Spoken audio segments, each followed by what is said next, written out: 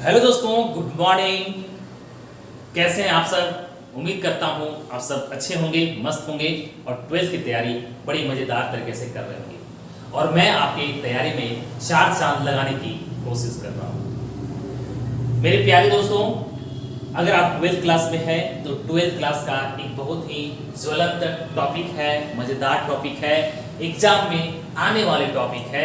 अगर ये टॉपिक को आप पढ़े हुए हो और अगर आपको समझ में ना आ रहा हो तो आज मैं गारंटी लेता हूं कि 100% इस टॉपिक को आज क्लियर कर पाओगे और एग्जाम में इससे संबंधित जो भी क्वेश्चंस आएंगे अब बड़े आराम से, बड़े मजे से इसको सॉल्व कर पाएंगे।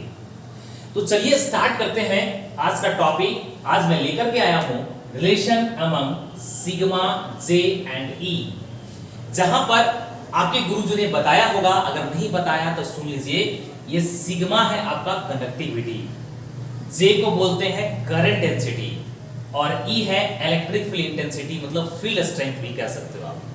मतलब कि एग्जामिनेशन में कई बार ऑब्जेक्टिव में, कई बार इसका छोटे छोटे न्यूमेरिकल में, कई बार इसका छोटे से डेरिवेशन के लिए एग्जाम में पूछा गया कि सिग्मा जे और ई में क्या रिलेशन है, ये तीनों में आपस में क्या संबंध रखते हैं।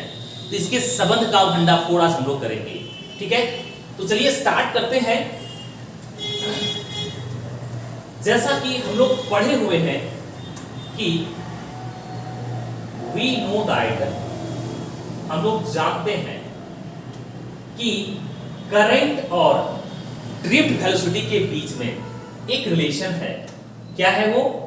n e a v d, जहां पर n आपका number of free electrons contain in the conductor और e है इलेक्ट्रॉन।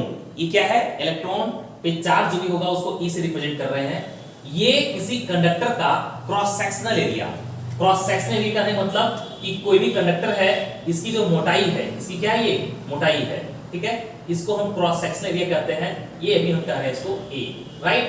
इसमें number of electrons, n number of electrons यहां पे हैं। प्रत्येक इलेक्ट्रॉन का चार्ज e कह रहे हैं। ये कौन सा एरिया है? अगर इसको किसी एक्सटर्नल इलेक्ट्रिक फील्ड में रखा जाए, किसी एक्सटर्नल इलेक्ट्रिक फील्ड में रखा जाए, या फिर यूं कहें कि अगर इसमें करंट फ्लो कर रहा है, इसमें क्या फ्लो कर रहा है? करंट फ्लो कर रहा है, तो करंट जिस दिशा में फ्लो करेगा उसके ऑपोजिट डायरेक्शन में इलेक्ट्रॉन्स मूव करेंगे। इसके अपोजिट डायरेक्शन में क्या करेंगे? इलेक्ट्रॉन्स मूव करेंगे। खैर इसके लिए स्पेशल टॉपिक अलग से है, मैं अभी कुछ और बताने जा रहा हूं। तो फिलहाल देख लो, यहां पे I बराबर क्या है? NEAVD। तो यहां पे हम लिख सकते हैं I बटे A, ये यहाँ पे मल्टीप्लाई में है तो इधर क्या आ सकता है? ये डिवीजन में आ जाएगा। तो I बटे A इधर क्या हो गया जी? NEVD। I बटे A को इसको बोलते हैं करंट डेंसिटी। क्या बोलते हैं जी? करंट डेंसिटी, जिसको हम J से रिप्रेजेंट करते हैं। तो J बराबर NEVD हो गया। ब्रैकेट में आप लिख दोगे कि J बराबर I बटे A। J बराबर क्या हो जाएगा? I बटे A। इसको इक्वेशन हम फर्स्ट मान लेते हैं, कोई दिक्कत? नो प्रॉब्लम, ठीक है।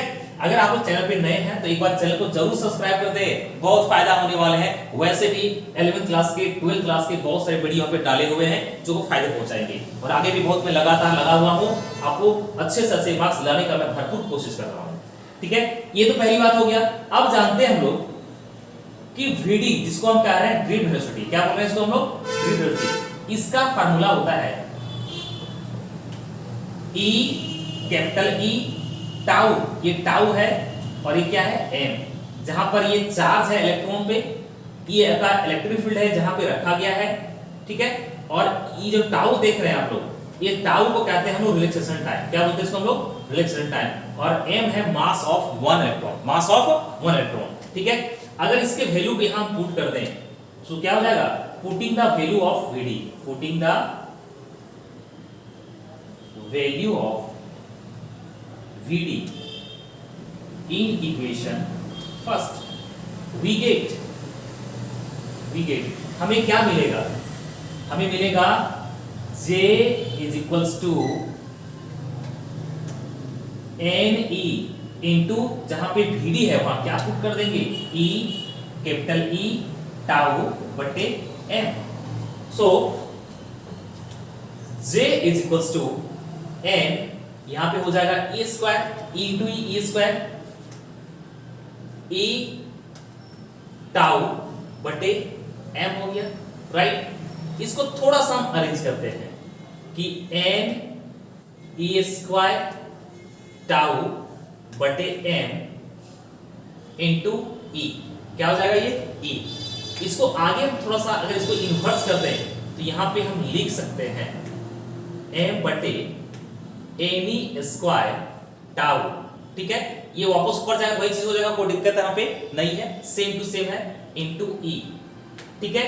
और 1 बटे ये m बटे एन ई स्क्वायर टाउ, ये होता है रो मतलब रेजिस्टिविटी, रो मतलब क्या होता है रेजिस्टिविटी, टाइम्स ई।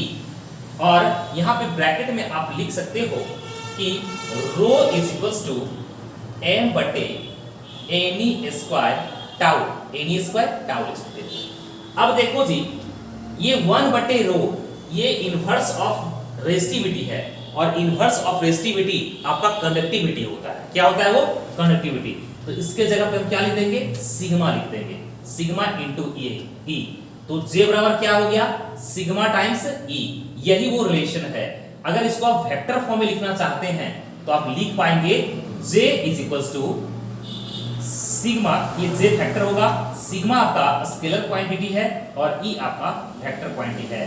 तो यही आपका वो प्यारा सा बेस्ट सा टॉपिक है जिसे एग्जाम में आपको याद रखना है कि करंट डेंसिटी बराबर सिग्मा टाइम्स E होता है, मतलब कंडक्टिविटी है ये, और ये क्या है इलेक्ट्रिक फील्ड इंटेंसिटी है, फील्ड स्ट्रेंथ।